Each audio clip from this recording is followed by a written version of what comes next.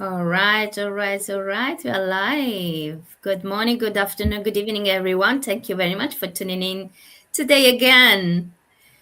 I am Dina Paoloni. I am your co-host today with the amazing Kimberly Maurer. Hello, Kimberly. How are you? I'm good, honey. Good morning. Good morning. Happy to be here. Thank you. Thank you. Today is Sunday, Super Bowl Sunday. I'm not I'm not a huge football fan, but I do try to usually tune into the Super Bowl, especially to watch the halftime show. So it should be good this year. It should be good. I can't believe it's the 60th Super Bowl. Can you believe that? Yeah, well, I'm in UK. Oh, sorry. I'm in UK, so we have a different things, but no, I don't really know because I'm not really follow football and this kind of Follow thing. the sports. Yeah, yeah. But I know So that it's a huge thing. Yeah, it is. yeah, I yeah. think. I think most people, most women probably like me, turn into the amazing halftime shows. So it's always Oh, the latest pop artists, and it's always a good time. It's always a good time watching that. that's good. That's good. So I wanted to just take a minute and thank everybody who reached out recently on my post in regards to my mom. She's been going through a rough time, and she's been admitted, discharged, admitted, back and forth, and no real answers as of yet. But I just wanted to thank everybody for all your love and support and all your prayers. It means more than I can say. So thank you, thank you. And I thank you for show up today anyway. I ask Of if you want to course. do it.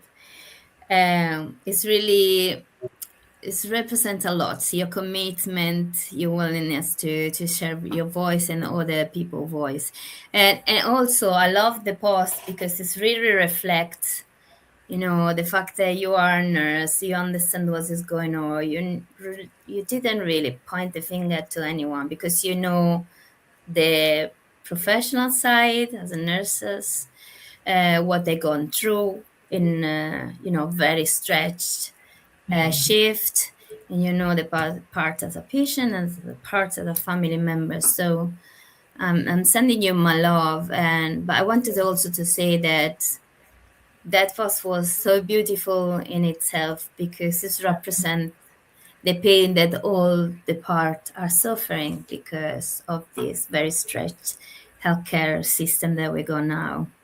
So Yeah, thank and you. thank you for saying that. And good morning, Patricia. Patricia's joining us from Kuwait. Love you. Thank you for your love. Wow. Thank you for Hello. your love. Also on my post, I appreciate you. I read her message this morning. Um, but it is so hard, So many of us have been the patient, and we've been the nurse. We've been on both sides of it. But it takes a whole new dynamic when it's your family member, and especially when you can't be there and you're so far away, and Yeah. you're trying to help them navigate the system from afar. And the nurses that she's had have been amazing. I am very, very proud of them. And she is at the health system where I worked over 21 years. So I know she's in good hands. I do. And shout out to Henry Ford Health System in Jackson, Michigan. So thank you for taking care of my mom. Good morning, Victoria. Good afternoon, I should say. It's so weird with all these different time zones. I never know what to say. Good morning, good evening, good afternoon.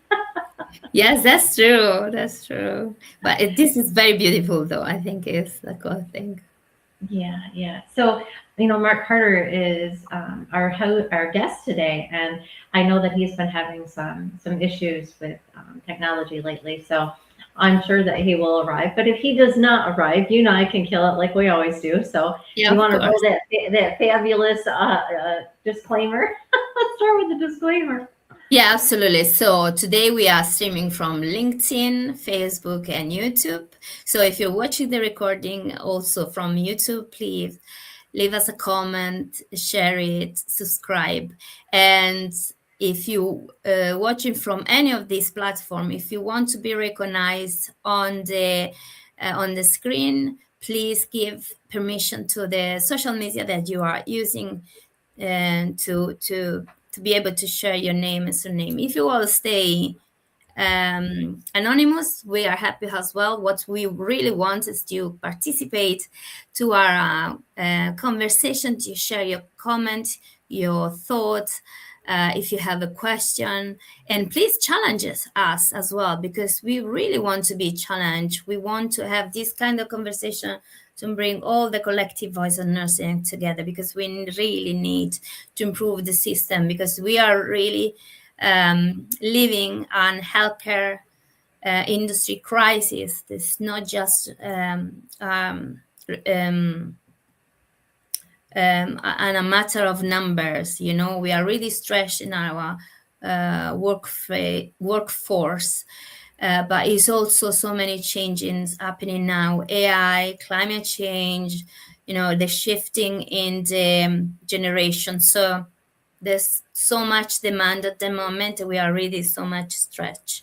So we really need to improve to be able to provide care, the best care, to our family, our patients, our new generation that will come. So please challenging us and share your thoughts.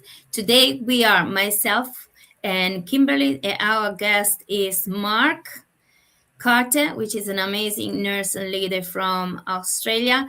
We know that he has some problems, so please, we're going to chat a little bit while we're waiting for him. We're Yeah, sure he will come. he just Yes. messaged me. He's having trouble getting in, so Yeah. he should be coming soon. He should be coming soon. We Yeah. are patient, very patient. Oh, that fabulous disclaimer. Hi, Dr. Niempu. Blessed Sunday to you as well. Thank you. So we're going with our disclaimer and then we start. Please, if you have any question or things that you want to start with while we're waiting, Mark, we do it. But first, disclaimer. Disclaimer: the Hierarchy Betrayal podcast. Warning: unfiltered, unscripted, unapologetic. This podcast is brought to you by two nurses who've had enough of the BS. We're talking about the real healthcare system, the one that exploits nurses, commodifies patients, and protects profit over people. What to expect? Zero scripts, just raw, honest conversation. F-bombs, probably more than a few. We're passionate, not polished. Uncomfortable truths. If you're a manager who's complicit in the hierarchy betrayal, this content may cause discomfort, embarrassment, or a sudden urge to defend the indefensible. Not suitable for sensitive managers allergic to accountability, anyone invested in maintaining the status quo, those who prefer their healthcare conversations sanitized and corporate approved. Suitable for nurses tired of being used and abused, healthcare workers ready to call out the mafia, anyone who believes patients deserve better than a system designed for profit. If you're here, you're ready for the truth. Welcome to the Hierarchy Betrayal. Welcome. Love it. I love that disclaimer every single time. I know, me too. And we got some more comments. Hello. Nice. Happy Oh, Sunday. and Tanisha. I love her. She's one of my biggest fans. I'm one of her biggest fans. I just love her. And she's always in the comments. And I'm not sure. James Dillon. Looks like James Dillon is kind of joining us from YouTube. Nice. Oh, there he is. Hello. Hello. Jesus. It's okay, Mark. It happens. It wouldn't be a podcast if there was not a technical difficulty. So. Oh my God. I know it's late at night, but Jesus, I'm there swearing at the screen and losing my bloody mind. So, Listen, we're streaming from Australia, where Mark is, Florida, where Kimberly is, and UK, where I am in. So I think that is fine. Have some technical problems. yeah, just there's probably a koala on the line or something, you know. It happens. It happens. It's fine. Important that we are here. Finally all together. We already have so many people watching in. I'm so excited for today. And we just played our disclaimer. This is Patricia. Nice. Fabulous disclaimer. Patricia loved it. She gave us her high five, our approval. Love it. Very nice. Love it. Very nice. Thank So you Mark, so much. introduce yourself. Tell us all about you. All right. Well, thanks for having me, Dina and Kim. My name is Mark Carter. I am the founder and CEO of a company called MACH Health. And I am a registered nurse. I have been. This will be my 24th year this year. So it's just been just a wee young pup in the industry, as some would say. And MACH Health is a business designed and focused around reducing burnout, improving retention, and the overall health and well-being of nurses around the world. And it is available in a mobile and a web app in the UK and Australia at the moment. And if people always wonder what does MACH stand for, they go, "Is it space or match or whatever?" And the 4 letters actually stand for family. It actually represents M stands for me, Mark. The A represents my wife, Alison, who was also a nurse who burned out years ago. The C is for my daughter, Charlotte, and the H is for my son, Henry. And it's pink and blue because it's a boy and a girl. And the reason I went with that is because nurses are the largest global healthcare family in the world. And if we don't take care of family, what are we really doing? Absolutely. So And that's MACH Health. You do also the Nurse Collective as well. We're going to talk about that soon. Yeah. I've got some questions already. Kimberly, do you have some? Do you want to start first? Girl, no, you go right ahead. You ask away. Well, I think that so we talked before, and I also been in your podcast already 1 month ago. Can you believe it? Yeah. Just flew so quickly, and I really would like to start with your why, because our why is very similar actually. I'll be amazed how you told me about yours, because it's really we can put one on the other, really similar. So I would like to start with your why. Why you do what you do, where it's come from, this why as well. Thank you. Yeah, no dramas. The why. Why did I start MACH Health, and why is it so important? I guess the thing is, I've been lucky enough to be able, as a nurse, it's enabled me and my wife to kind of travel the world and see healthcare from so many different realms, and it has given us the opportunity to touch so many lives throughout Australia, through Singapore, into China, into the UK, into Africa. That unfortunately I was a guy that burned out in the process doing that. But through that, it gave me a lens to look at the world and say, hold on, we're not surviving. We're actually the opposite. And becoming a father was a real eye opener to the whole thing of, there's going to be one day, and I hope we can be as effective to this as we can. There's going to be one day when my son or my daughter, or God forbid, my wife, or my mum and dad, my brother, or his kids are sitting in a hospital bed. And they're there for not a good reason. And I ask them this question, and I say, guys, do you reckon one day you'll be able to look down the end of the bed and hand on heart say, that nurse is healthy? That nurse has had a good night's sleep. That nurse is feeling good about herself or emotionally happy. The nurse is not physically fatigued, isn't with chronic pain and breaking down. That the nurse has had a good night's sleep. And they go, probably not. Okay, well, the chances of that and then something bad happening just goes through the roof. And the thought of that happening, and it's not because a nurse doesn't care. And I think that's one thing we got off the table. It's not that they're not trying or they don't care, because that's the last thing they ever do.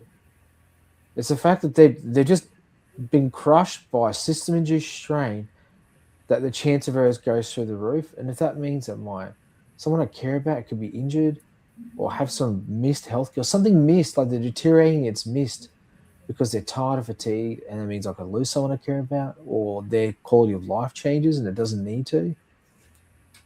It scares the living crap out of me, because that's someone I care deeply about.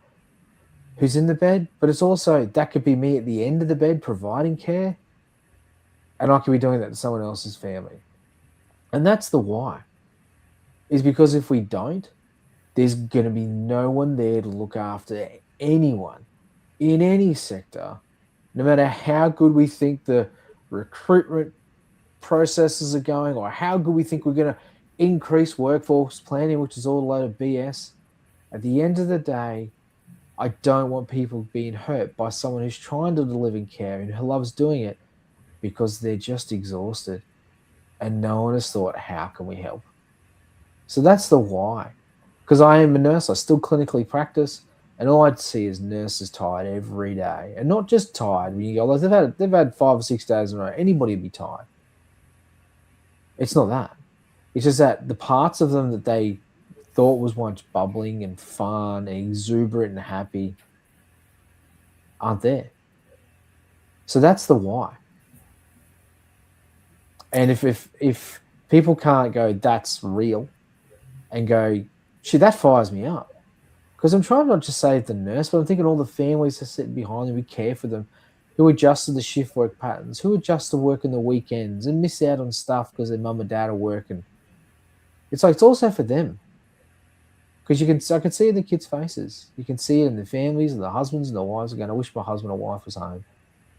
Or they're not, they're tired and fatigued at work, and God forbid they make a mistake or miss something.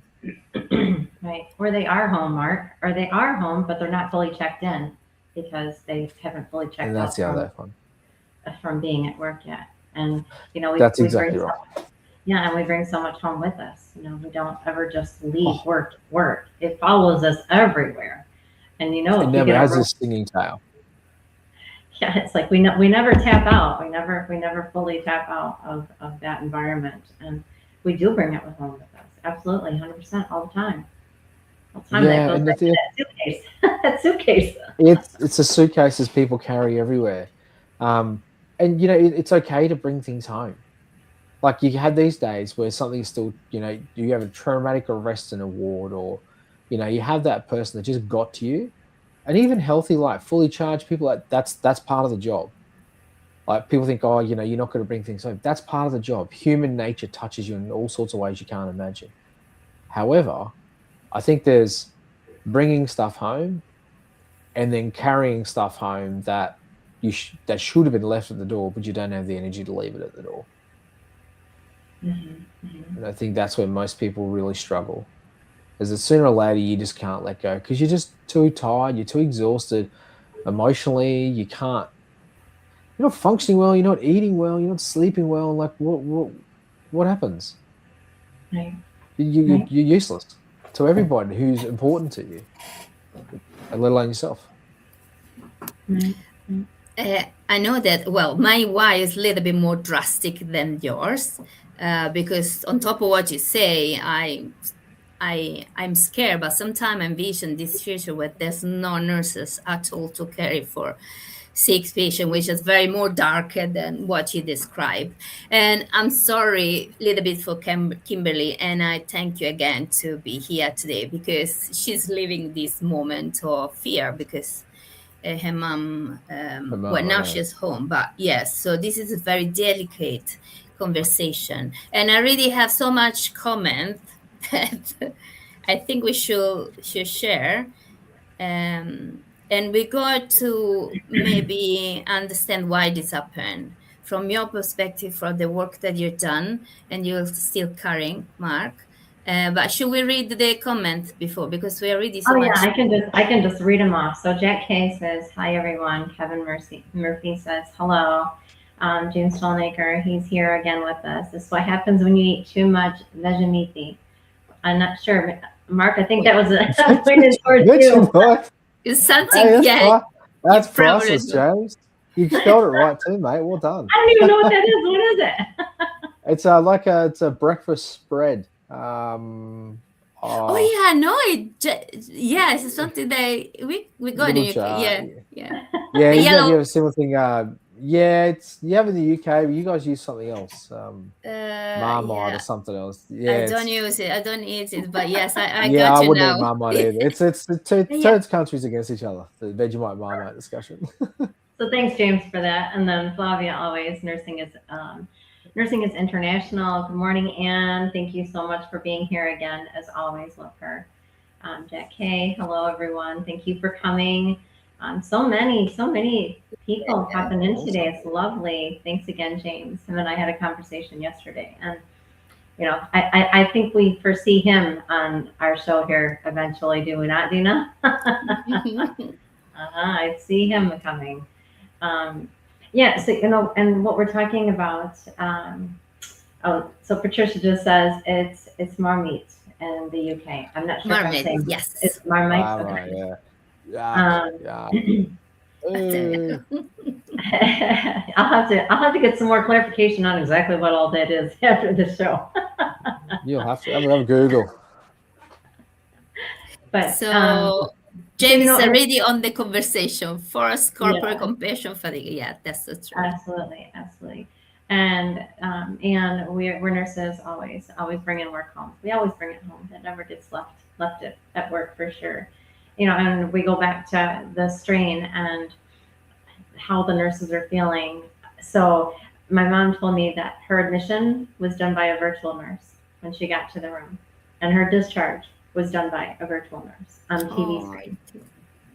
So that tells you that staffing is slim and there's not enough, and it is meant to alleviate some of the strain on the nurses that are there in person, which I have not experienced that myself or as a witness as of yet. If anybody knows anything about the virtual nursing as far as patients getting that type of interaction, I would love to hear what you have to say about it, and how that affects the strain that Mark's talking about. How does that come back to that? Is it truly alleviating some of that strain? Is it helping, or is it a hindrance? I would love to know what people think about that too, because I think that's interesting. It's an interesting situation, scenario that's come out for your mum in regards to the admission and discharge process. We've done a fair bit of work on that. There's a lot of positives and negatives to that kind of process and the way they're doing that. One, it's taking essentially a non-pivotal process, the way organizations look at it, and guess something we should be able to standardize, and then think of it like they call center it as a good way of putting it. We can call center things that can be time consuming, and that's okay. They can be time consuming, but there's no critical clinical things that can happen. Discharge is usually a planning process, admission is usually an admitting process. So they try and find ways to virtually do it so they can possibly do more, and then it becomes a possible cost saving measure. But I think as people look back, there's a lot of research around the virtual hospital, virtual kind of nursing that directly delivers benefits to patient care. And there's some early stuff that says it is benefit. There's also some early stuff that says it actually takes twice as long. Yeah. Because sometimes a face-to-face nurse with enough experience can skip through sections, because while you're talking, they're already pre-answering or pre-designing or pre-planning or preempting things that already happened. If someone says, "Oh, I've got some left foot pain in the admission," you already got 10 things firing off. Where a virtual one could be, there's a script, got to answer them. That's the process. And so you've got to go through it again and again and again. You can miss things also by being virtual. So I am done a program which is under CPD accreditation review at the moment, and it's about AI, climate change, and generational shift. So say about what the future of nursing will be from now to the 10 years. So I studied 1 year. I've done research 1 year to make sure that I create a good things. And the problem is now that we have this AI hype. They think that AI is magical because it works in other industry, like, for example, content creation, media, etc. So for creating a video, newsletter, or administrative task is very look like magical, but when it's go to healthcare system, is actually freeze a little bit. In fact, we are living a winter phase of the AI revolution in healthcare.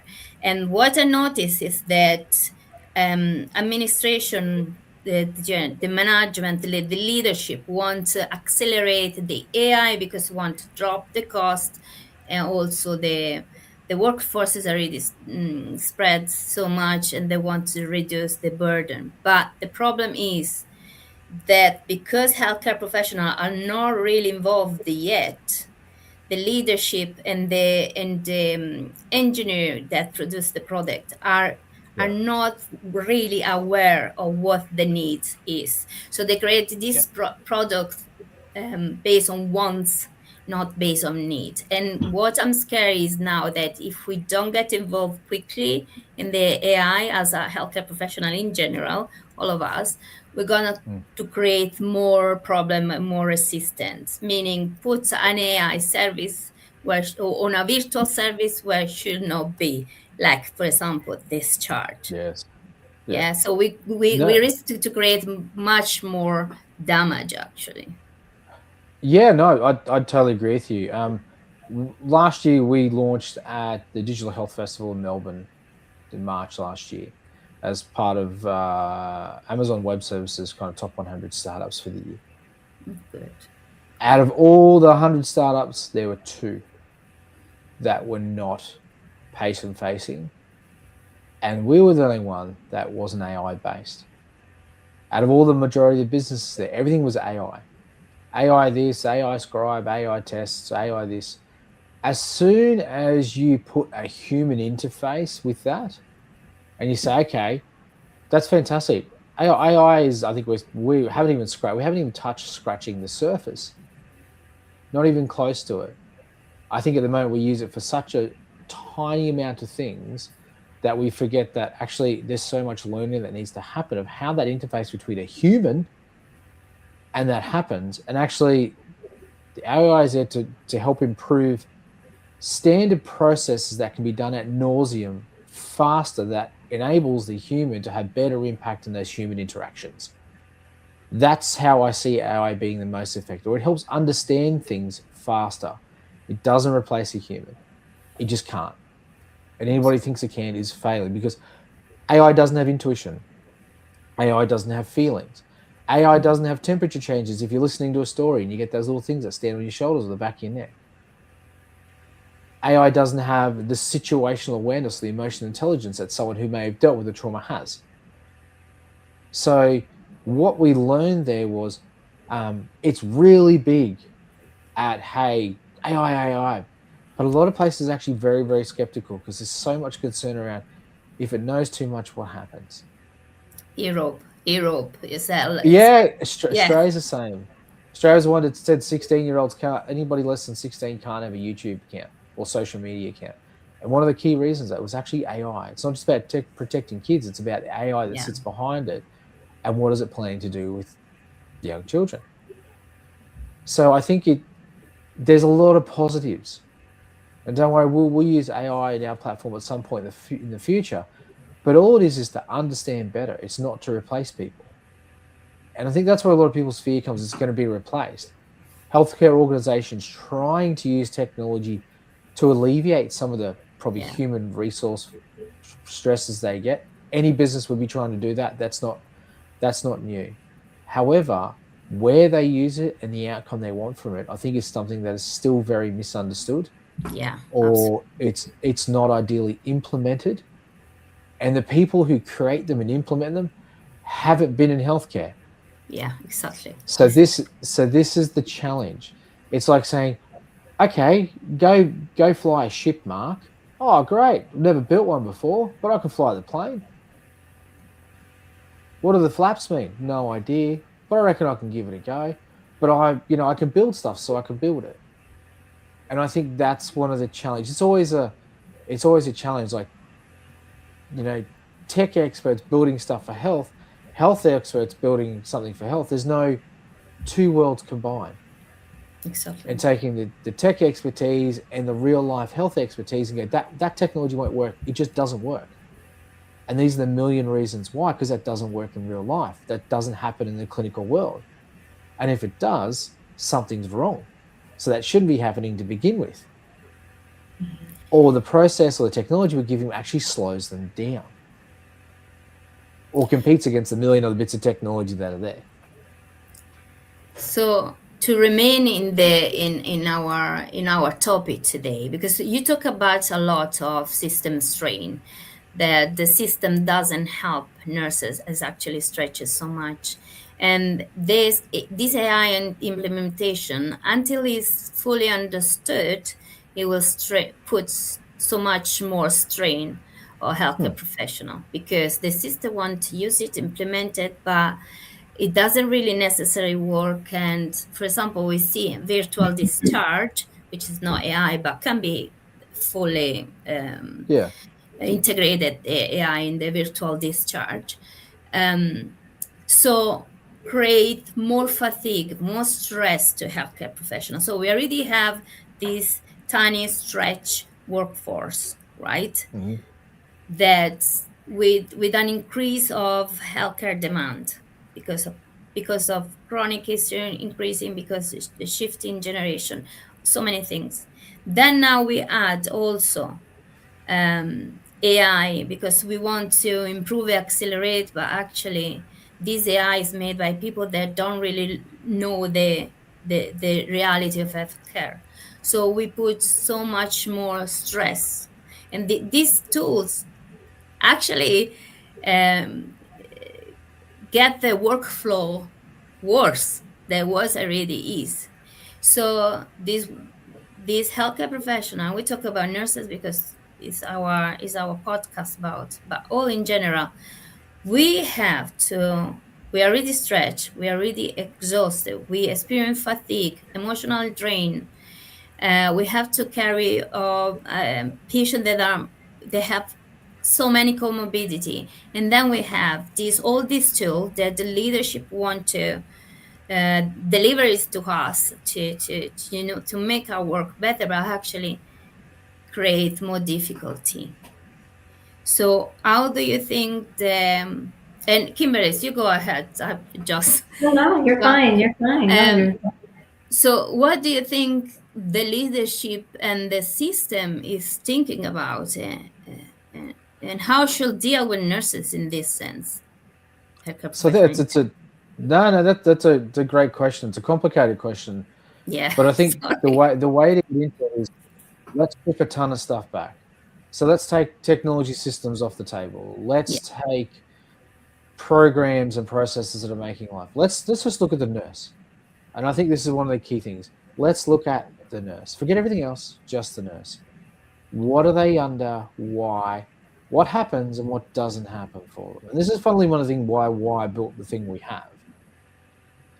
Nurses struggle from 4 big health challenges. One, they are under huge physical strain. Up to 65% in some studies show nurses have some kind of chronic pain or strain as a result of the job during or at the end of their career. So 6.5 out of 10, massive. We would be part of that 6.5 out of the 10. Just statistics why we are them.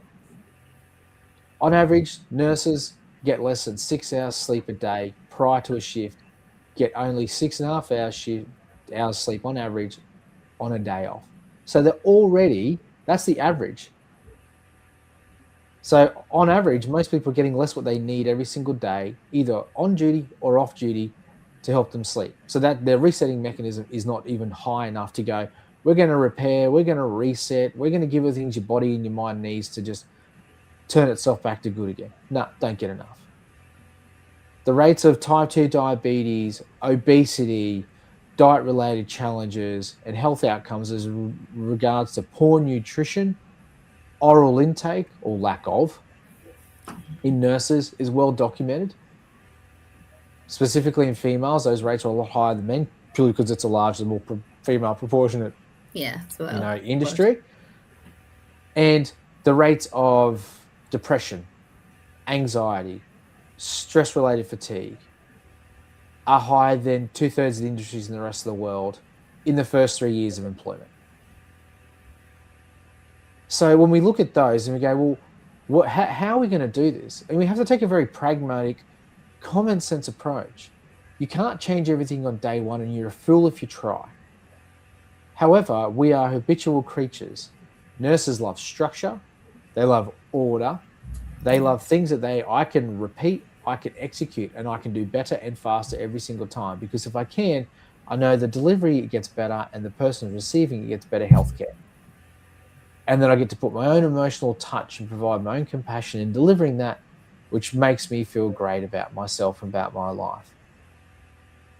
However, we give more to patients than we give to ourselves. There's that old adage, I spend 80% of my life caring for someone else's family than I do my own. That's reality. You spend more emotional energy on someone else's mum or dad than you do on your own, or their kids, or someone else's family. And it's like, what the hell, man?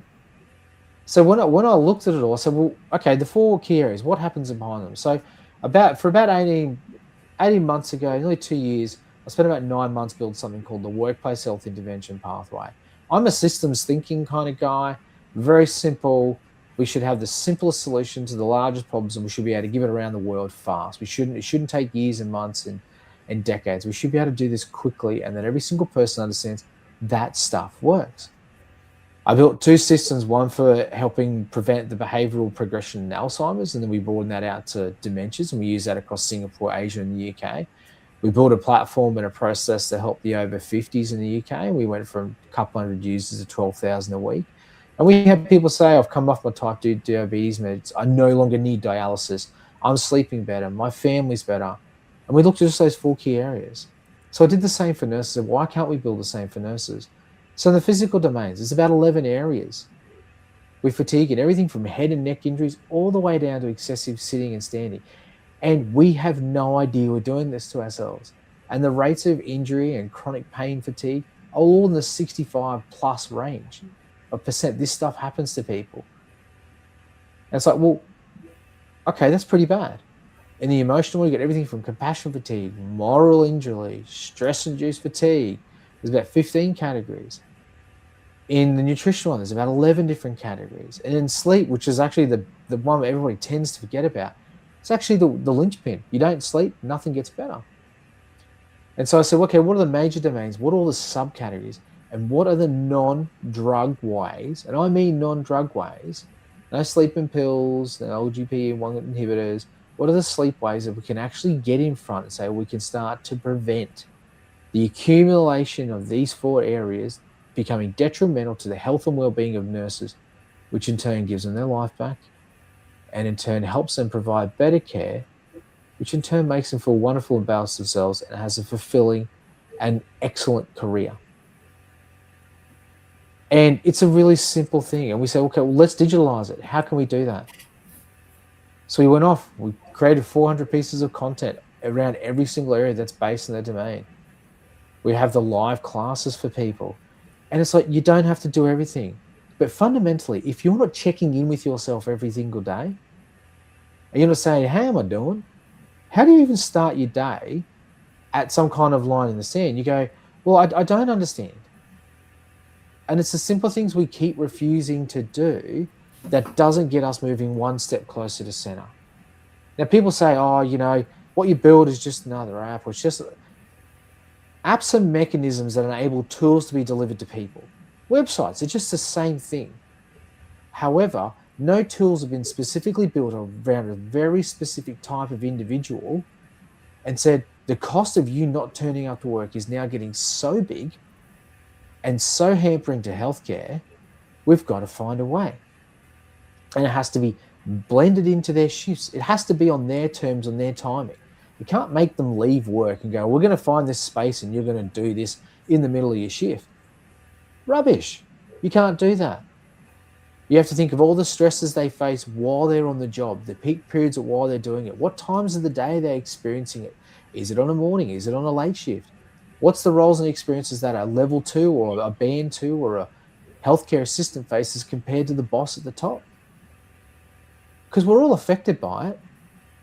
Anybody says, oh, you know, the people at the top don't get as affected. Bullshit. They get affected just as bad, just in different ways and at different times because of different reasons.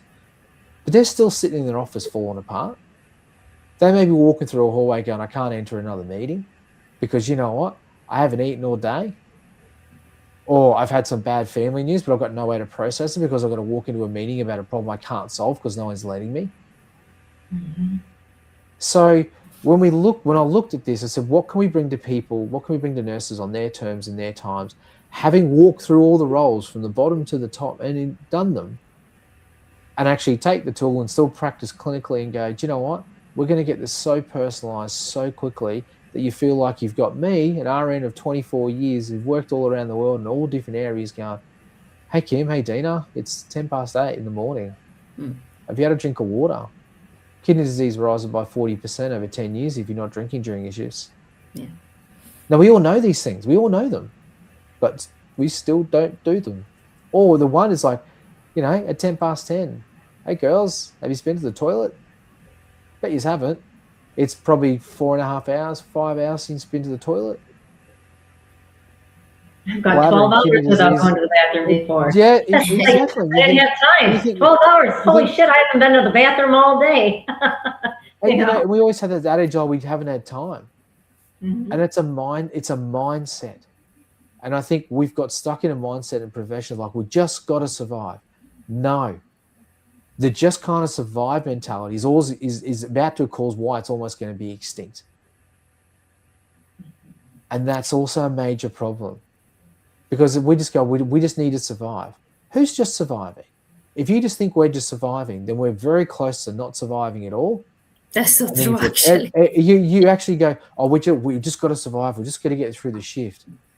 If that's a mentality, then we've got something seriously wrong. Or And we've I built want this to, as a culture. yeah, I want to anchor you that. I don't know if Kimberly wants to say something before. Go ahead, girl, go ahead.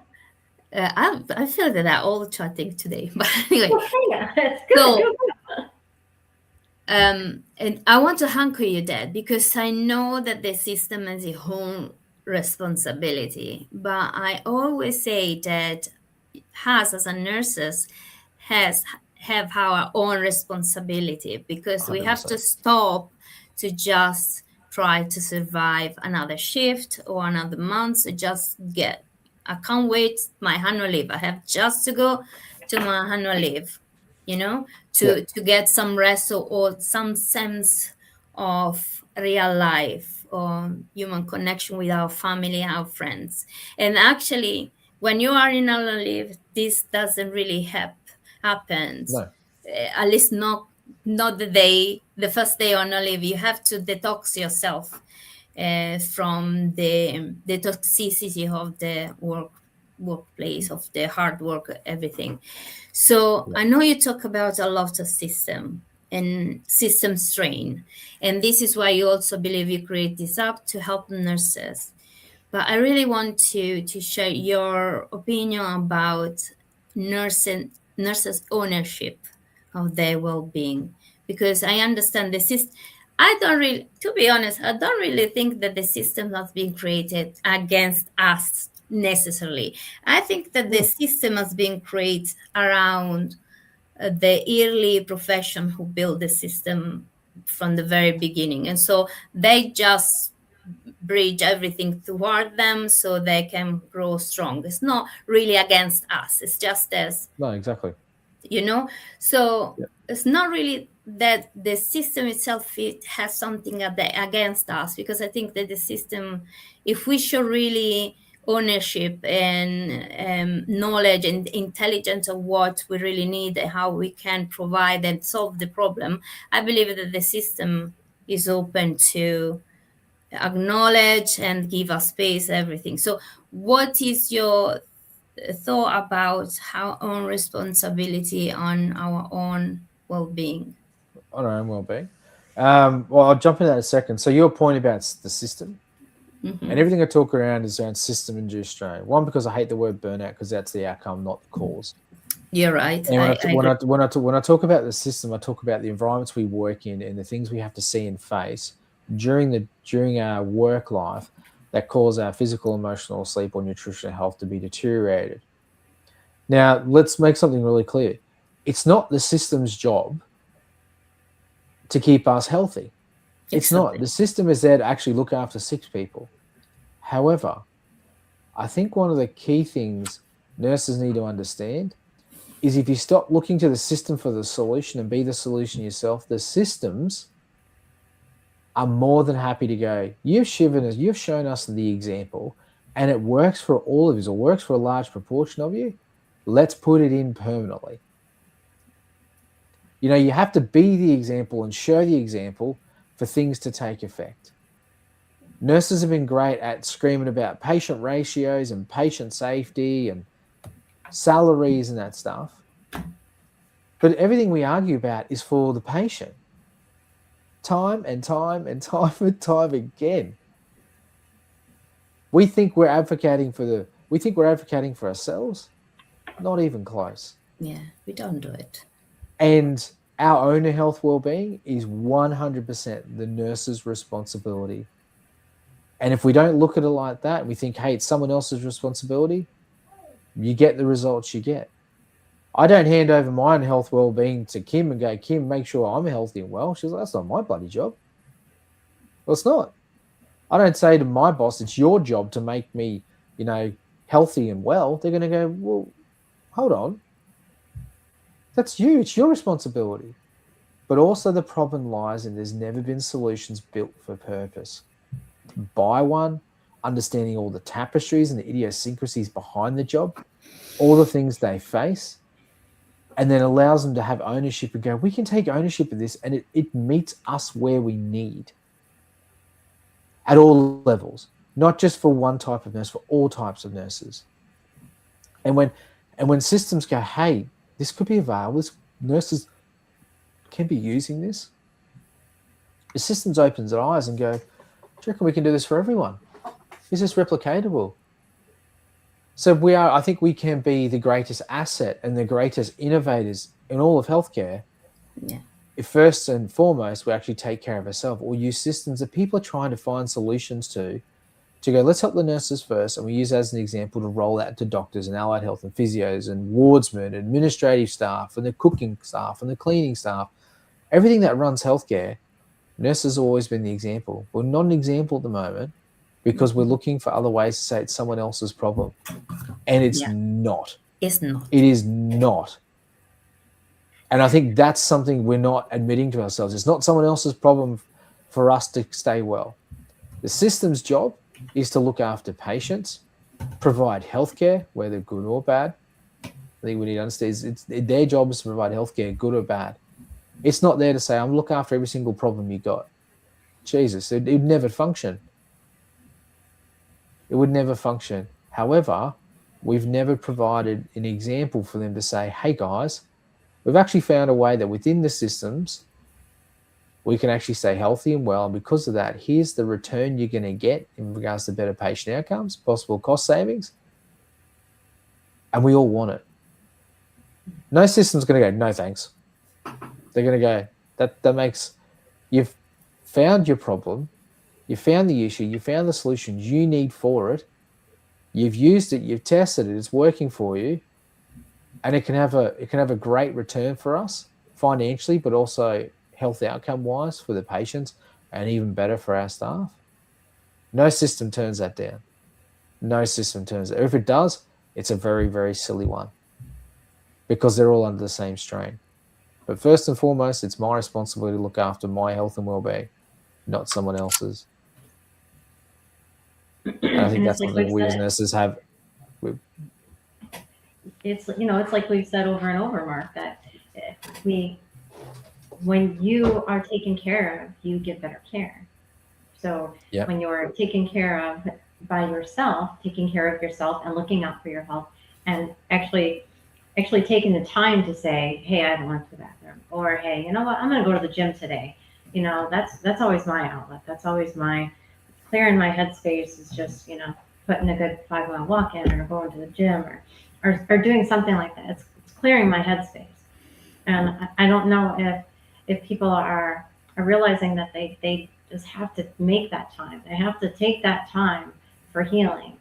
Because, when you're healing yourself, and a lot of times, we talked last week with Ashley Scott, a lot of our healing is done through writing. So there's so many avenues for healing and becoming a better person, because we can all be better. We can all do better. There's no doubt in my mind of that. But again, like you said, it's not the system's responsibility to take care of us as individuals. And that aspect, we have to be taking care of ourselves. We have to be paying attention, so we don't end up with diabetes, so we don't end up obese, so we don't end up with kidney failure. So I think what MACH Health is offering and bringing to the forefront is amazing. It's amazing. And the fact that it's not just all AI, it's truly built from an individual that has all of this and this knowledge and this background, this expertise to the industry to help fix the industry. I mean, this is just, to me, we talk constantly about fixing the system and what's broken. We know it's fractured. We know the foundation is broken. We know that it's broken all the way to the top. But when there's things like this that are brought forward, that are real solutions, like you said, it'd be silly for systems not to jump on board. It'd be silly for them not to take advantage of saving the lives of those within. Because we get it, that it's a business. We know healthcare is a business. But if you're not protecting the people in it, what kind of a business is it? Because it's about taking care of people. But if you're not really taking care of people, or the people that are within, it's not a successful business. It's just a business where people are surviving. They're not thriving. They're just surviving. Yeah, it's when I talk about the systems, and most people see me talk about like systems, and it's to take all the blame off the table, because we get caught in this kind of context with someone's to blame. Yeah. And when you take people out of the situation, you look at it, it gives you a different way of understanding the pieces at play in the mechanism. You don't say, well, that person's fault. That person in the middle has probably been trying their ass off for months, if not years, to affect change in environments and mechanisms that aren't built for that. These things. This is an old industry. Healthcare's been around since like the first time someone needed their bum wiping. So it's been around a while, and it's been built in ways that have sometimes been fantastic, but others that are probably too big to change. And nursing in that fashion has just been caught in some of those positions where that doesn't lead to a really good work environment or work standard or whatever it is. But we look at the people inside and go, well, they're the fault. It's like, no, take them out. Let's look at what's happening around them. Because if you take the person out, they don't burn out as an outcome. If you put a healthy person in, the same result happens. So it's not the person, it's the systems. And to give you an idea of like how substantial things are getting. So kind of around the world, and some countries are better or worse than others, but it's around about 30% of new graduates every year within their first year of qualified nursing leave. Now, if I put that in proportion to like a disease, if we were to say, okay, so 1/3 of the world's nurses leave in their first year, that's the equivalent of global hypertension. Yeah. Good point. So 33% of the world has hypertension. That's the significance of this in an industry that isn't really paying attention to what's going on. Exactly. Yeah. Now, in the remaining 2 years after that, that goes from 30% to 50%. That's the equivalent of the world's gum disease. Now, think how big gingivitis and all gum diseases are in the world, and Colgate knows every stat on this. That's the significance if you put in regards to disease prevalence around the world. That's how significant it is. That's true. And it's pretty like, Jesus, it's pretty big. It's massive. But the one thing about like when we built this, I think AI is only as good as the people that teach it on real world lived experience, not theoretical possibilities. Exactly. We don't use AI in the platform. Everything that is built in is built by me, by 25 years of experience, me actually still clinically walking the floors. Like I start work in 5.5 hours time. It's 10 to 1 in the morning here. I have a morning shift, and I'll take my platform while it's running live, and I'll change it when I get home. Timing's better. The messaging is better. I'll ask nurses on the floor, do they like this? So we're always evolving to meet the individual at the coalface, not just the registered nurse, the carers, the bosses. What time would you like your 1-minute meditation post a meeting? Most meetings happen at 9:30 to 10:30. They're the first one straight up, or 8:30 to 9:30. So how can we wield in 1 minute? It's real life. And whenever you take something from a nurse, you better give them something back. Because otherwise, I think you're being very disingenuous. So of a morning, we ask a nurse every morning as of a daily check-in. Now, people don't understand the power of something like this. But if you were to ask someone every single day, and there's research around how you're doing every day, the chances their overall health, mental, physical, emotional, their health changes up by about 25%, just by asking how you're doing. Now, there's huge campaigns around, are you okay day? It's like, what do you mean the are you okay day? It's are you okay day is every day. And there's no fanfare behind it. It's a genuine question. Like, you've seen it, Dina. You get a prompt every morning at 6 a.m. Hey, Dina, how you doing? How'd you sleep last night? How did you sleep out? How do you feel you ate yesterday? How are you physically feeling? How are you emotionally feeling?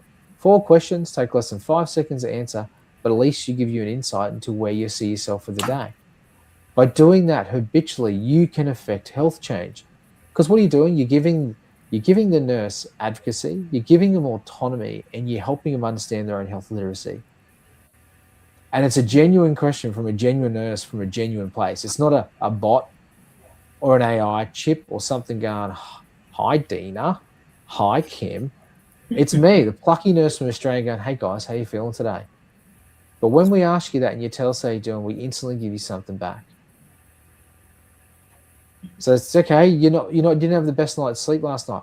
Here's 3 suggestions, which is based into the platform. Like here's a meditation, sleep mindfulness video, or here's some music, or here's a wind down mantra, or something. We can go, you didn't sleep well last night. Here's something to try tonight. You didn't eat that well yesterday. Here's 5 recipes you can try this afternoon. Because like you've got to be a give and take. Nurses are really protective individuals, and if they give something, they want something in return. And they want it quite instant. And so everything is based around them still walking around the field doing the job every single day. Systems like to see that level of detail and understanding because it's built by one of their own. Because they understand the industry. And I find it really hard for someone who's not a nurse to tell a nurse what to do. Yeah, exactly. Because they'll go, you don't understand me. And they're right, they don't. I'm not a maternity nurse. I don't understand maternity. I don't. But I know what they go through. Nurses all go through pretty much the same things. They're just faced with different clinical problems depending on their specialities at the time. And some of those degrees can be higher or lesser depending on that specialty. ED, ICUs, mental health can be higher. Sometimes clinical work can be less because you don't deal with sometimes the brunt force of society. Doesn't mean you still don't deal with it. But fundamentally, the nurse's health and well-being starts with them and them alone. So, Mark, we've talked about this before multiple times, on the Nurse Collective, and the significance of the app to those nurses, myself included, that live alone. We don't have someone checking in on us every day. We don't have that interaction to where somebody is like, hey, how are you doing today? We don't have that. You have your friends and people say, hey, and how what's going on today, those kinds of things. But to have someone to feel like you're truly cared for, you again can realize with the data and with the insight that, hey, thank God for this because no, I didn't eat yesterday. Or thank God for this because I didn't do this yesterday. Or, I really could use some assistance in how to sleep because I personally sleep maybe 2 to 3 hours a night. So it's like, I think what you have to offer is amazing for everyone, single, married, relationship wise, just to have a better foundation, just to rebuild yourself with the things that have that gotten broken, for the things that are strained now because of the environments that we're in continuously. And whether you're at the bedside or you're working, from home remotely, there's still strains. Somehow, some way, there is still a strain. If you are in healthcare, there's strains. There's demands. There's so much that's expected of us as individuals because of what we do, because of our knowledge, because of our expertise. And that's a blessing. And I love the profession and what we're doing. But I feel that what you're offering, just again, how many times have we said, it's so obvious. You have a solution. You have a solution. Why isn't somebody listening? Again, why isn't somebody listening? Why isn't somebody saying? Especially here in the US. Come on, people, get on board. Reach out to Mark. Hook up with MACH Health. Consider what we could do to save our systems, to help maybe stop the nursing strikes. Just everything is so obvious. If we just putting it in front of people, the people that have the power to make the decisions, it's like, why aren't you guys listening? There's so many solutions, and everyone has to have a seat at the table. Bring the ideas, bring the collaborative, bring the collective. So many nurses are talking. We're all talking. But it's like, we need to get it to the people that can make the changes. And they're just sitting. They're just sitting and observing. Why? Why are you just sitting and observing? Taking notes?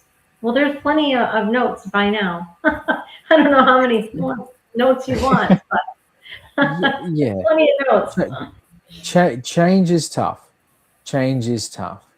And I think we also have to realize that solutions that have been provided have always been reactive. Thanks, Kevin.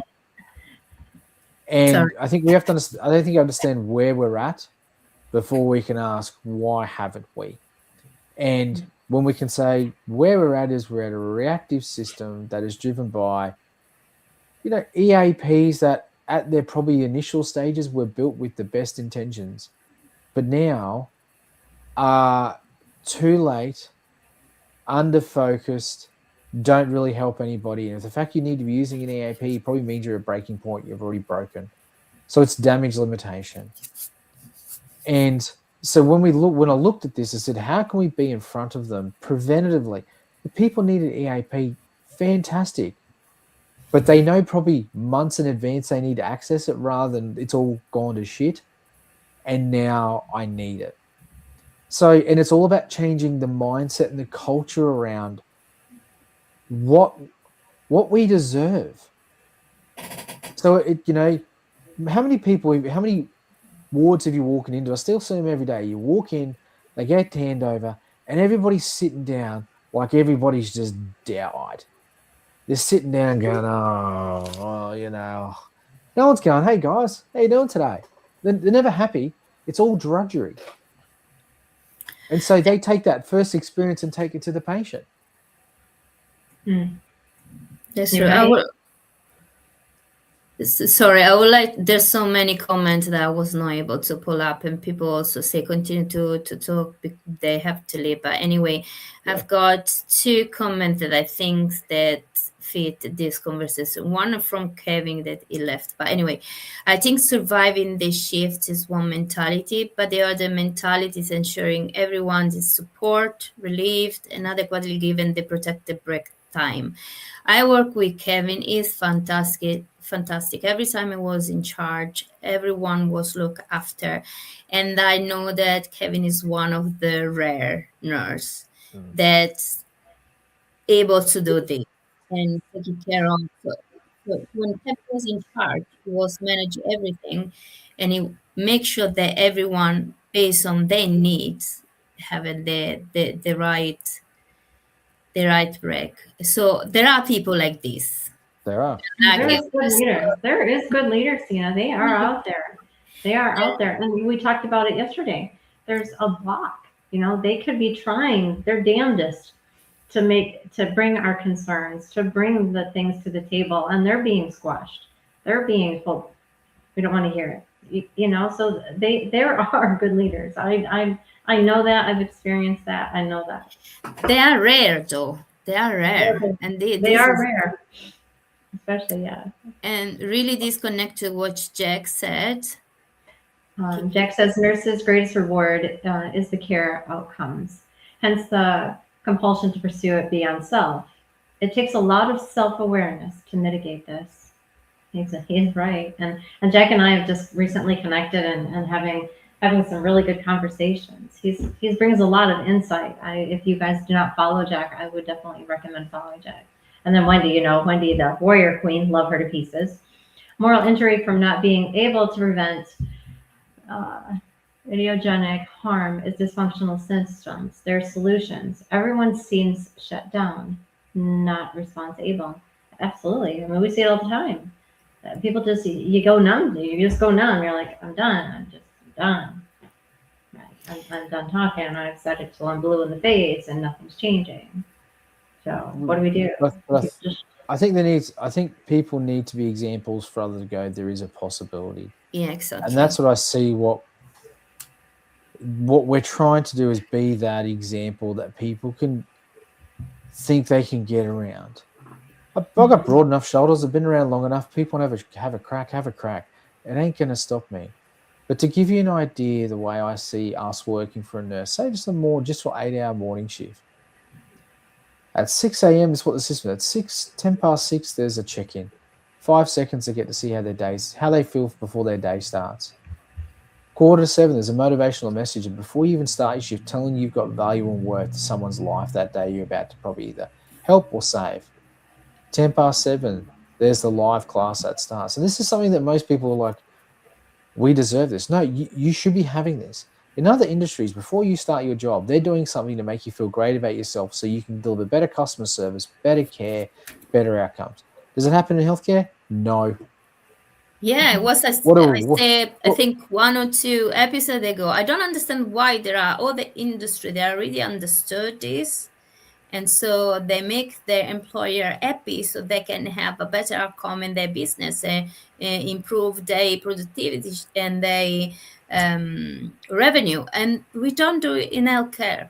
And we don't. This makes me crazy. It's insane. It's insane. It is insane.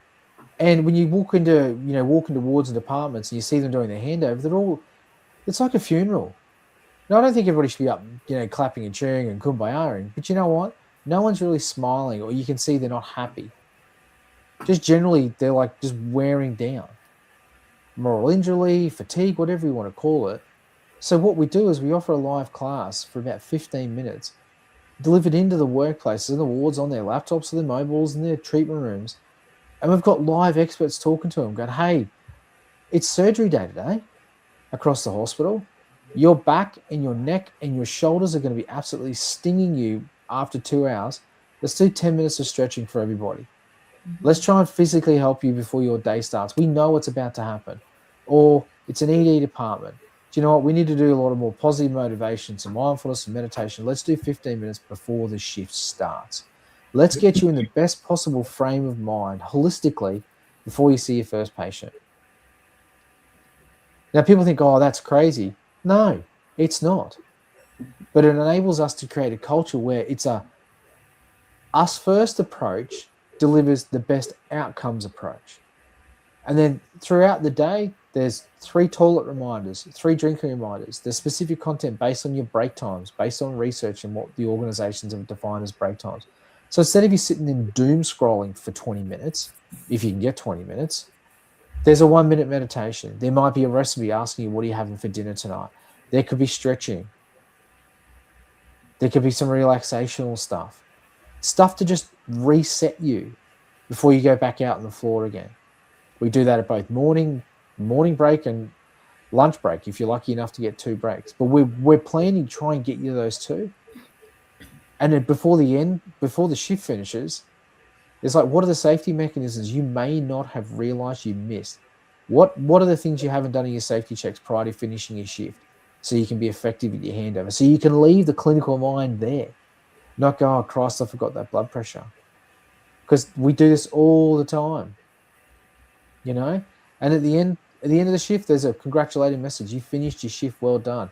And it's based on the type of nurse you are and the band you're at, not just a generic happy days you finished your shift, because we all have different kind of expectations when that happens. 4 o'clock in the afternoon, there's a bunch of recipe suggestions get beamed out. What are you having for dinner? Don't go takeaway. Don't get me wrong, I love a bit of takeaway. I love a bit of Chinese takeaway, but I'd rather make it myself. It's healthy. I know what we're putting in my body.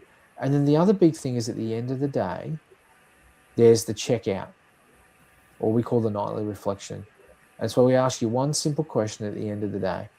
How did your overall well-being finish? And we make it simple. It's really good or it's not that great. We ask you what shift you're doing tomorrow, what you're working tomorrow, and we give you a space to journal. So more than 3 words, tell us how your day went, or you can write whatever you like. What that tells us is 3 things. How your day started and how it ended and all the things in between. What you're working tomorrow, because the system changes depending on what you're working. So if you're working a day shift today, the systems work like a day shift. If you're working an afternoon, it changes and works as an afternoon. So it talks to you completely differently and it talks to you at different times. If you're working a night shift, it works completely differently. If a night shift, it's got a did you get home safe message. It's a yes or no question. How many times have you got home and go, phew, made that one? Yeah, many times I was confused. He thinks I'm a crazy driver. Holy shit, I can't believe you made it home. I've had the worst experiences coming home. Hospitals and home in Australia are not close to each other. Or if they are, they still take ages to get home because of traffic. So I would drive on a good day with no traffic, it's an hour trip home.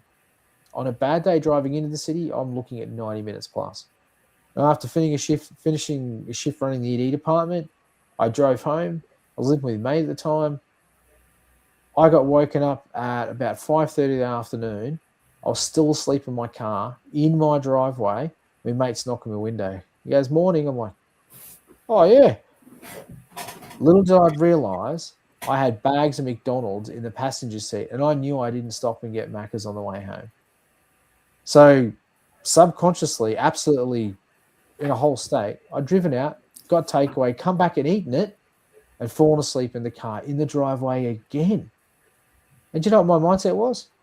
Oh, well, better go in, fresh set of scrubs, go back to work. Hey, see you, Wendy. You know, and that's so unsafe. It's criminally unsafe, but that's what people do. So what we try and do is we look after them with a holistic and just go, there's a possibility of you making small changes. If we can give a nurse an extra half an hour sleep a day, that's life-changing to them. If they're able to go, I can do this before I go to bed and it gives me an extra half hour, fatigue drops massively. So if they go from 7 to 7.5 hours, the physiological benefits can be huge. If we get them picking one just healthy meal choice a week better, the benefits can be huge. If we get them preventing those physical injuries or getting chronic pain, the benefits are huge. If we can get them understanding their emotional state and how they manage those things over time, the benefits are huge. But it doesn't have to be huge on day one. A habit takes 21 days to develop. We're hoping people kick this in the guts after about 60. They go, I've done 21 days. I've found a thing that can help me sleep. I found 5 or 10 recipes I love to eat. I found 5 or 6 meditations or positive affirmations that help me get through the day. And there's 10 physical exercise videos here that I do when my back is sore, or my arms are baking, or my legs are tired, or my feet are killing me. And they go, and it was built by one of your own. So he's talking to me, and then I get a lot of positive support. And then he gives us the nurse collective on top, which he's trying to make the biggest community in the world of nurses to help nurses help nurses. If that's not an approach to allow systems to go, they're really trying to take care of each other now. We need to find a way to get it in. Then I don't know what we do. Because we don't look at this bluntly and say what it's not. Hospitals are not a place for psychological safe spaces. They're not built for that. They're beds and rooms and areas that have high volatility, have huge emotional exposure, and are built for purpose. And every single square inch in that hospital that can be used to either stick a patient or hopefully maybe one day stick another patient, they're going to do. Because it's money. Yeah, also, they're built for the healthcare of 30, 40 years ago, where people were less in number, where people were more healthy because there were not so much pollution or junk food around. So people were less ill, um, that less in number, so the healthcare industry was able to provide the care for those in needed. Now there's been this shift in the healthcare need because of the population, because the comorbidity, because of the pollution, so everything is happening. And also the nurses, they're retired because baby boomer, as we have as a patient, we have as a colleague, so they entering the retirement age. So we're losing so much stuff. And I think that what you do with the hub is so clever because, as we know, to build an habit, it takes a few days. But in order to start an habit, you really need to have to reach. So an app is on the fingerprint on the touch. So it's very easy to access to. So I think this will help so many nurses to build an habit. They don't have to do, I believe, everything on the first shift while using the first time they have that. But as you said, they can try one things at a time, and over time they're able to build habits but also taking care of themselves. Yeah, and I learned this when we built our platform for the over 50s in the UK back in 2020, is that you only have to do something small. People can only handle so much stuff. And just turning up is 99% of the battle. Exactly. Just turning up. So getting someone to do one thing, just one thing a day, you're really doing well. So the only thing we ask people, just check in with yourself. Just check in. It takes 5 seconds. And then we show you how you're doing from that. And then over time, the penny does drop. And we're trying to change people's health literacy just by, it's a mirror. It's not telling you whether you're healthy or unhealthy. It's a mirror of you that you look at it and say, do you know what? I was really tired this week and my sleep has represented it. Okay, what's here that I could use? I haven't been eating that well. What's here that I could use? I'm physically doing all right. Well, I'd like to keep like that. What's here that I could use? So it's not to say you have to do everything on day one. But if you're not checking in with yourself, I think the chances of making sustainable change don't work, because either you don't want to look at the mirror or you're afraid of what the mirror is going to say. And because of that, you lose in Karma's point, like you lose your identity, and then things start to change drastically from there, really drastically, which is always a problem and a challenge. And for the new generation coming through, the stresses on them are even heavier. Hospitals are war zones. And I use that with the least connotation to war, but the rates of violence, the expectations. A nurse just doesn't deliver care. She's the administrator. She's the pharmacist. She's the speech therapist. She's every other profession before they reaches that profession. So before you speak to a doctor or you need something, you're speaking to the nurse. Before you need a speech therapist, the nurse has done their assessment. Before you speak to the pharmacist, the nurse is probably educated on pharmacology. So it can probably hedge off a lot of those things. So they're so multifaceted that only sooner or later that comes to a grinding halt when they're going, I can teach everybody else about myself, but I have no idea and I can't keep myself healthy. And if we can just save one nurse per ward per year, we can have substantial change to people's lives, because the costs are just huge of losing people. UK spent 3.1 billion last year in the NHS at absentees and nurse burnout. I think it was like 2.2 just for nurses alone. That's 18 million pounds a day. Imagine what you could do with that. And so one of the kind of long-term goals we have is, people always ask us about data. So what's happening with my data? Nothing. And this is one of the beautiful things about it, is the way we look at data is, what is a cohort level group of people doing? So what's the collective sleep patterns of 5,000 nurses rather than the individual?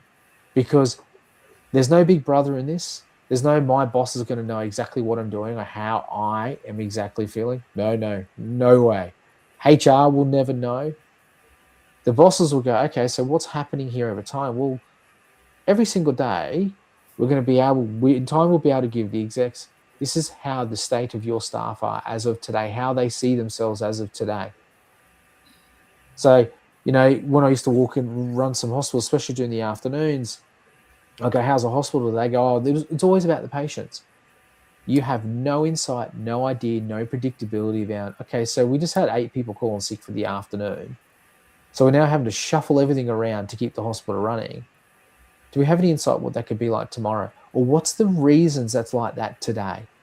Not the exact, you know, kids are off sick and all that, but what's the generic health and well-being reasons that our staff could be falling off the perch?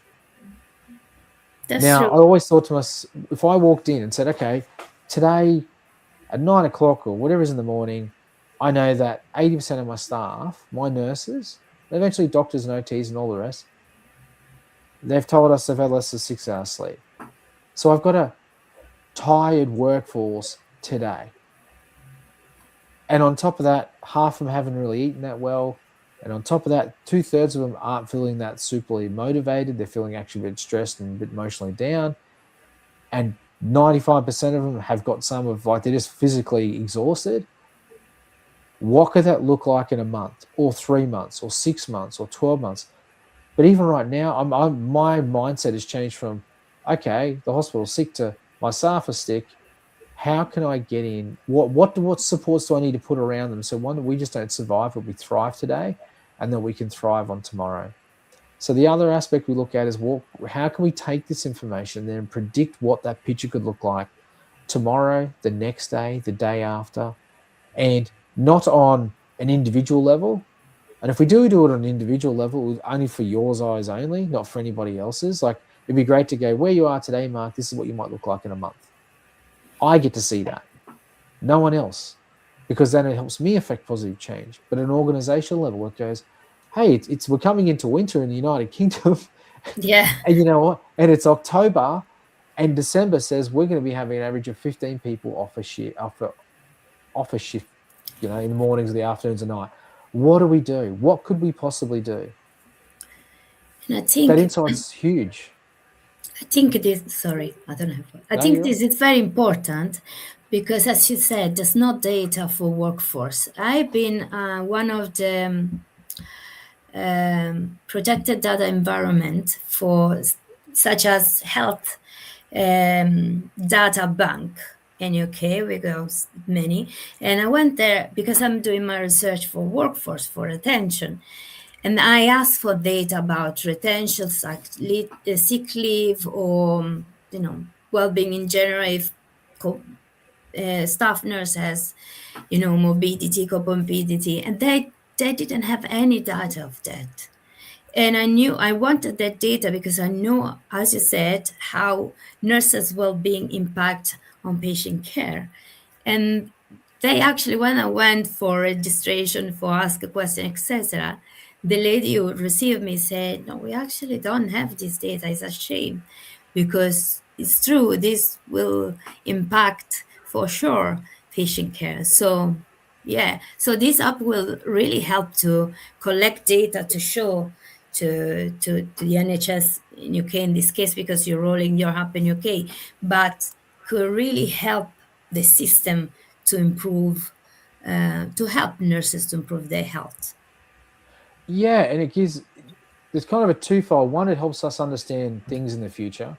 And that's without even putting wearables on top. And we can do that. We just got to flick on the button, but it all comes with time and money and, growth and all the rest. And people think, oh, wearables can save the world. So there's a lot of information in a wearable. There's hundreds and hundreds of data points, and the more you analyze, the more complicated it gets. Yeah, but it's also, you think, in reality, what are you trying to understand? And I think that's where most people really struggle, is what are you trying to understand? And then what are you trying to show and teach? Because if I can't understand it, I can't show and teach anybody anything. It's completely useless. But from that, we'll take sleep as an example. So if we know over a period of time that every single day our staff are turning up and they're telling us they're getting less than 6.5 hours sleep a day, which is detrimental. But we can help them go, okay, we're moving them a little bit further. That means there's a cost saving by understanding this. Let's take in a portion of that cost and let's bring the sleep industry to the table and go, do you know what? For a portion of the money you saved, and we're talking, it could be like 5% of whatever you saved, we can actually bring in a product that takes that 6.5 and makes it 7 or 8, wherever possible. And we give it to the nurses.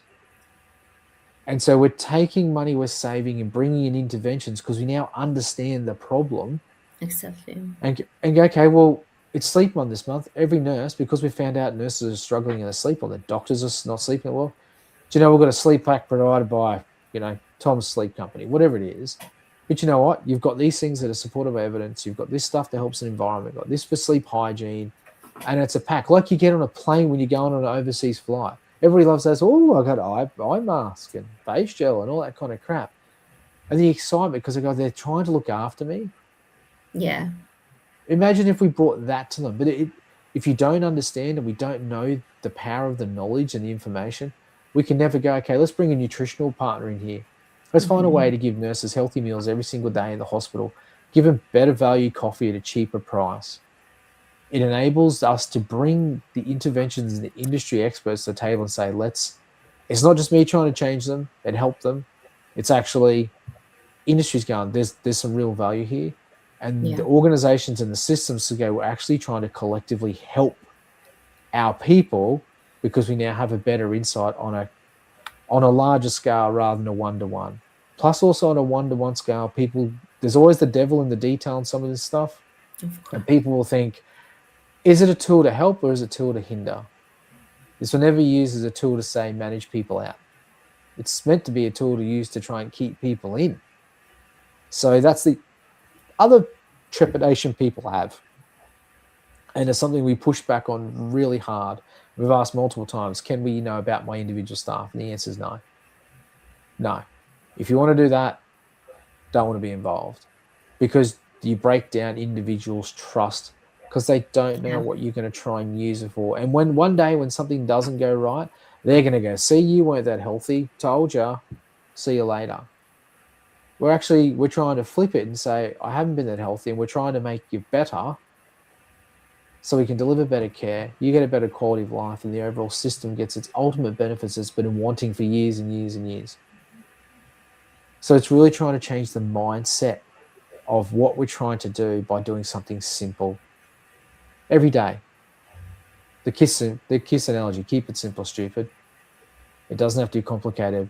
But most people are just afraid to start. That's where they are. But there's so many smart nurses around the world. There's so many. There's 3 of us here. There's God knows how many around the world trying something. But we all tend to speak in a silo. We all tend to speak in our little part of the world. However, a collective voice is so powerful. And there's also so many nurses around the world that are looking for help. And you know what they do? They just get lost and I can't find out what I need and I'm just going to give up. So the nurse collective is not a group for group's sake. It's about collaboration, not competition. If you want to compete, go compete somewhere else. There's no financial angles in this stuff. It's if we can take the nurses who are double threats, who are trying to help nurses survive the industry, and the nurses who are struggling, looking for help, and we can bring them together, everybody wins. Everybody wins. The nurse who needs the help gets the help. The nurse who's trying to provide the help gets to provide the help. The patient should win at the end of the day. That means the system wins. It means that individual who's getting the help becomes a better person or gets a better quality of life overall. And that's the fundamental premise of it. And you got a nurse collective on top of the hub, right? So it's something is different. So Kimberly is very present. Unfortunately, the past month for me was crazy. So I was able to come 2 or 3 times in total. So if Kimberly wants to share her experience with nurse collective and... Oh my goodness. Well, I'm on it every Wednesday. We do our live on Wednesdays, and it's been really good and beneficial, I think, to not only myself, but I think those who join us and who watch. We talk about things that are uncomfortable because a lot of conversations are uncomfortable, but they must be had. Yeah. And I think we've gotten a lot of insight from those who have joined the collective, or those who comment on the posts and who do get involved. And that's what the collective is. It's a safe place. it's a place where you can get involved. You can, bring your questions, bring your concerns, post freely, talk about things, join the lives. Mark's doing them every Monday with Patricia Temple, and she is amazing. The nurse elder and her wisdom of what'd she say, Mark? 50 years or something? 60, 50 she said. 60 years. 60. God, 60 years. And, he's had other various speakers as well. Kim English has joined us. Misty Carey will be there next week. He has a couple gentlemen that are joining us next week. I have not met them yet, so I'm not sure who they are exactly, but I will find out. I will find out. And then Victoria Hines is doing every Friday. Ashley Scott has been on. I mean, there's just this amazing group of individuals that have so much to offer and so much to bring to the table that it's truly a collective. And I tag Mark all the time in a lot of my posts with the Nurse Collective, because that's what we are. It's not a competition. This hierarchy and all of this nonsense, it's not what this is. This is where you are collectively working together, where we're all trying to come together and find a solution for things to be better. And with MACH Health and the collective and Nurses Moves and Unapologetically You Collective, I believe that we are all creating a pathway, a roadmap to healthcare becoming what it should be, and to the systems becoming better. And you can lead by example. It only takes one system to get on board and to be fully invested and involved to see what the change can be. Because it's all it takes is one. Just like it only takes one voice to start a movement. It only takes one. So I believe if one system could take all of this into consideration, what Mark is offering and what could be done here so simply, is if your people are happy, your people are taken care of, your people are fully present, everything changes. Everything changes. And wouldn't it be nice to, like Mark said, you walk in and it's doom gloom and nobody's talking, nobody's smiling, whatever, to have it where everybody is just, and like you said, we're not kumbaya, fuck that. And we're not talking about kumbaya. We're talking about reality here, like, oh yeah, hey, how are you today? Oh, how's it going? Oh, you look great today. I love the hair. I mean, it's just those simple things that we don't see anymore. We don't see those happy conversations, those, hey, I see you, I got you, like this kind of stuff. We don't see that anymore. So I just think that if one system could fully invest and take into consideration what could happen, what could be, and it would be a ripple effect. It truly would be a domino effect, because you'd still be making money, because God, we know it's all about money. You'd still be making money, but you would be having better outcomes, fewer deaths, correct? Fewer medical errors, fewer liabilities, fewer litigations, fewer. There'd be so many fewer bad things and so many much more better things. Does that even make sense? What that could look like for organizations and healthcare systems, the ripple effect can be huge. Yeah. And I was asked the other day, someone said, MACH Health becomes massive and it does really well. I'm like, well, all that does is enable us to do more. Mm-hmm. And, people always think you're starting something to make a lot of money. Yeah, everybody has a financial goal. Everybody's got to make bread. Like, I'm not lying. People have to pay bills. Yeah. But there is, the way I look at it and seeing some of the things I've seen around the world, there's a lot of the world that does a lot of the majority of care is not recognized, not paid for, not supported at all. And I'm talking about the slums in Soweto, parts of North China, East Africa, parts of Europe that don't have the money, parts of rural communities that don't even know this stuff because it exists, who are holding together a healthcare system like Kim English spoke about, or places that no one thinks about but the care is happening. And one of our goals is when we're big enough, we'll start a charity, and we want to do partnerships with tech companies with all their old devices that probably stuff in landfill and never break down for 1 million years, and the telecommunication companies who have millions and millions of minutes of data that are unused or unpaid for or not utilized and go, hey guys, we'll put the app free on these old tablets if you can give us the data, and we can give all these tablets to the parts of the world, just this alone, for they can have it for free. And the reason I say that is because if those places stop caring and stop providing the generic care, even though they're not nurses, every hospital in the country would come to a grinding halt in 1 minute. Imagine all those people suddenly turned up to hospitals around the world. The whole system would implode. There's more people receiving unregulated, unsupported, unpaid care around the world than there is 3 times a year in hospitals around the world. Now, to give you an idea, I went through a township in Port Elizabeth in South Africa a couple of years ago, and there's a community, a township of 450,000 people. As one hospital. It's a self-run hospital. So there's care being provided to 450,000 people by someone or some people. They're probably not being paid, but they're doing it because it's part of the community, and they're having to take all the stress and all the worries and concerns. What if they said, "Oh, stuff it, go to the real hospital now"? They'd shit their pants. They'd be like, "What do we do? Where do these people come from?" So that is to try and reward a lot of the world that's doing lifting that it shouldn't be having to do, but it's doing it. So there's a big social mission. There's also there's a financial one, but by achieving the financial one, we can do more of the social. By doing more of the social, we can do more of the financial. And I hope it's the legacy I can leave. But regardless of all that, if I can get the nurse at the end of the bed to be holistically healthy, as soon as I possibly can, there's 29 million nurses, and I want to hit all of them within 5 years, so I'm not mucking around, is that I can rest easy knowing that if my family turns up at a hospital, they're going to get the care they need and walk out of there in one piece. Right. And that means many other families around the world can feel that exact kind of, Yeah. Right. And I think that's a pretty good goal to shoot for. Me personally, people might say I'm crazy, but I don't care. That's what I'm going for. And we think we have a solution that can be part of the change. It's not the only solution. There's a lot of things that need to change to help nursing. But I think we have an option here to be maybe that shining light for others to go, yes, we can.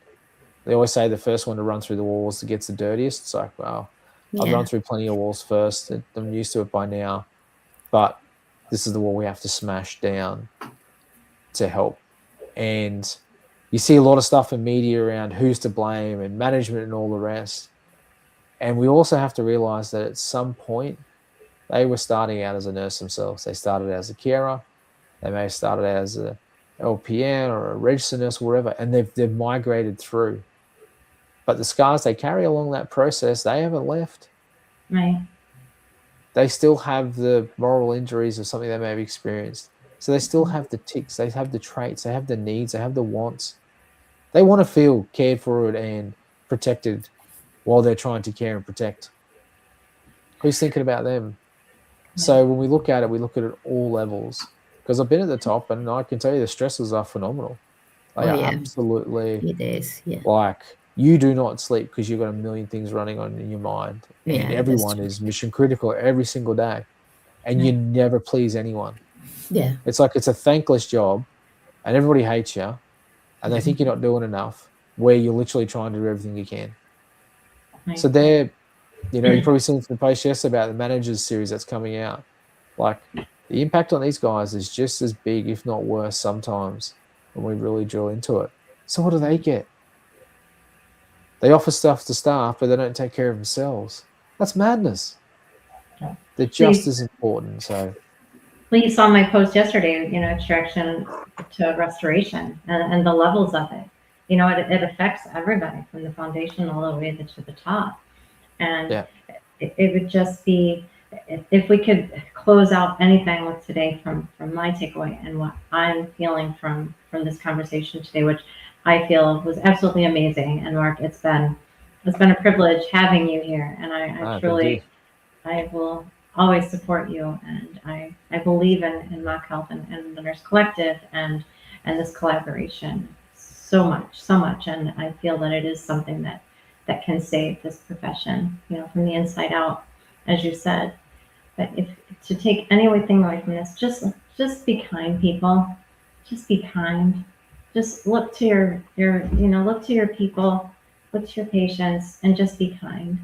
Just say a kind word. And like Mark said, how are you today? Just that one question goes so far for anybody and everybody. They feel seen, they feel heard. It only takes 1 minute to say, hey, how are you today?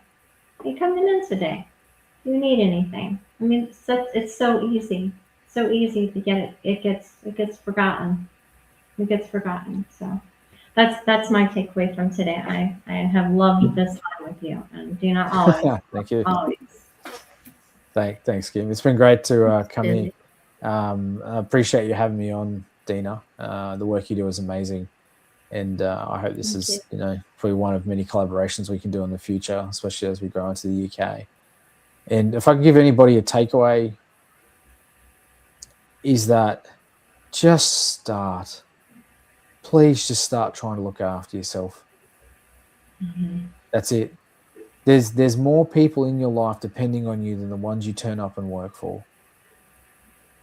There are so many more people that are reliant on you as an individual than the ones you turn up and care for. And if you don't look after yourself, you're doing them serious harm. You're doing serious harm to yourself, and it doesn't have to be difficult. If you're a nurse in the UK, find me. Reach out. Jump on the app. There's limited spots because there's so many people trying to talk to me at the moment. We have a pilot running with a hospital in the NHS. Like, there is a chance for change here. And all you got to do is just try. And there's enough people like the Dinas and the Kims of the world who are willing to dig in and help. Just start and try. And just remember, there's a ton of colleagues and friends out there you never knew you're about to meet that can be positive influences on your world and your life if you just say hello. And if I can say my take home from this conversation, beautiful conversation, is that don't blame others. Start to look in yourself, start to sit down, reflect what you can improve by yourself and how you can start to take care of yourself. You have to do for your loved one. You have to do for the future generation. You have to do first for yourself. Because you cannot take anything you can pour anything from an empty cup, right? It's so cliche, but it's just true. So don't blame others. I know there's so many layers or problem and things the system has, so it's not necessarily bid against you. But if you don't do anything about it, you can blame others. So, Mark, I think it's been a beautiful conversation, and I think we can continue for I don't know how long, but we're already nearly 2 hours in, and we have it's 2 a.m. here. I'm going to get up in a few hours and go to work. Yeah, so I'll probably, exactly. It's night on your side, and I will continue to talk with you so long, but we have to close. But anyway, These conversations are amazing. We continue to do it. Kimberly, it's an honor to have you as my host. I love you so much. I love you too, girl. I love you too. Thanks. You guys have a wonderful day. Mark, go to bed. Go to bed. We're talking about rest and sleep. Go to bed. I know. I don't do this every day. Okay. Thank you very much, all of you, for tuning in. We have massive number of comments. We couldn't read all of them. Thank you very much for joining us. We'll try to answer to the comments once we finish, and we'll see you next Sunday. Thank you very much. Take care. Bye. Guys. Cheers. Bye. Thanks, everybody. Bye, Mark.